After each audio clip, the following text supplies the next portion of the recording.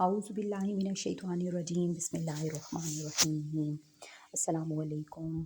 कैसे हैं आप सब लोग? अच्छा, यहाँ पर सुबह में नाश्ता वगैरह करने के बाद मैंने मेरे कपड़े धोने का इरादा था। मैंने वॉशिंग मशीन में पानी वगैरह डाला और लेकिन उसके बाद लाइट चली गई। फिर मैंने यहाँ पर सोचा कि कुछ हलवा बना लिया जाए इतनी देर में। सर्दियों के दिन हैं, गरम गरम सा हलवा। अच्छा, चीनी को मैंने सबसे पहले ऑयल में डाल दिया है और चीनी जो है उसे ऑयल में इतना भुना है कि वो ब्राउन कलर की होगी, यानी कैरमलाइज़ कर लिया है चीनी को। हाँ, और उसके बाद 1 कप सूजी जो है वो पानी में भिगो के रखी हुई थी और इस सूजी को जब चीनी कैरमलाइज़ हो गई तो उसमें इस सूजी को डाल दिया है।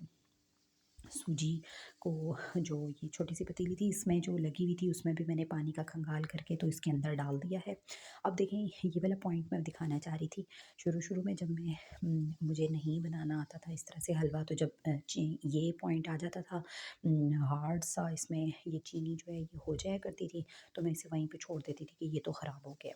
अच्छा, आप देखें कि इसको साथ साथ अगर चलाते जाएंगे चम्मच इस तरह मुसलसल सूजी डालने के बाद, तो जो चीनी कैरमलाइज़ हुई हुई होती है ना, वो हार्ड सी हो जाती है, लेकिन जैसे ही आप मुसलसल चम्मच चलाते रहेंगे तो वो बिल्कुल सॉफ्ट हो जाएगी और पूरी सूजी में अच्छी तरह से मिक्स हो जाएगी। और जो उसके वो क्रिस्टल से बन जाते हैं वो दोबारा से बिल्कुल ठीक हो जाते हैं। ये देखें, बिल्कुल ठीक हो गई है ये।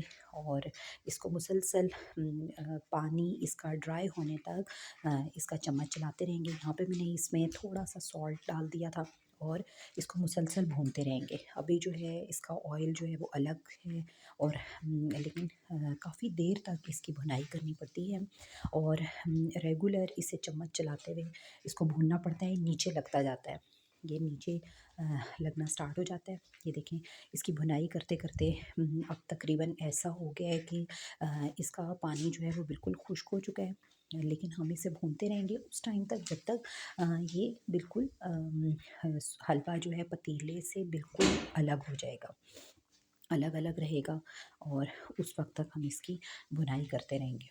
ये इसको सुर्ख हलवा भी बाज़ लोग कहते हैं, मखडी हलवा भी कहते हैं। बहुत ज़्यादा इसकी बुनाई की जाती है, बहुत ज़्यादा इसको इस तरह से पकाया जाता है। कुछ इलाकों का ये बहुत मोस्ट फेमस है। वो लोग अटक वगैरह या पता नहीं कुछ ऐसी जगह हैं वहाँ पर ये स्वीट डिश के तौर पर शादियों में या उनके किसी भी कोई भी फंक्शन वगैरह होता है ना, तो उसमें ये मस्ट होता है। तो ये देखें, इतनी इसकी भुनाई हुई है कि इसकी शेप कुछ इस तरह से हो गई है और बहुत ये बिल्कुल भून भून के काफ़ी जो है बिल्कुल इसको वो हो गया है, काफ़ी इसकी जो है वो कम हो गया है। और लेकिन अब जो है ऑयल बिल्कुल सेपरेट हो चुका है, इसने बिल्कुल पतीले को छोड़ दिया है।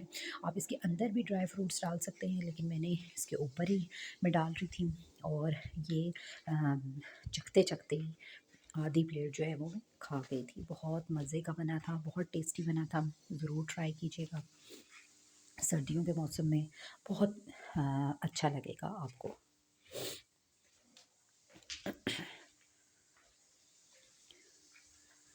बहुत मज़ेदार, बहुत यम्मी बना था, दानेदार। और यहाँ पर फिर लाइट आ गई थी, मैंने वॉशिंग मशीन चला ली थी और ये कपड़ों का जम गफ़ीर है जो काफ़ी दिनों से इकट्ठा हुआ हुआ था।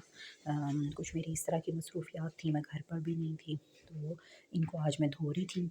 अच्छा, मेरे पास सिंपल वाली ही वॉशिंग मशीन है। आजकल ड्रायर, स्पिनर, ऑटोमेटिक मशीनें बहुत ज़्यादा चल रही हैं, लेकिन मैं ये टिप देना चाह रही थी उन बहनों को जिनके पास मेरी तरह सिंपल वाली वॉशिंग मशीन्स हैं। तो आजकल जैसा कि सर्दियां हैं तो कपड़े जो होते हैं बहुत मोटे मोटे होते हैं और उनको इतना ज़्यादा निचोड़ने के बावजूद भी कपड़े जो होते हैं वो इतने ज़्यादा अच्छे से निचोड़े नहीं जा रहे होते।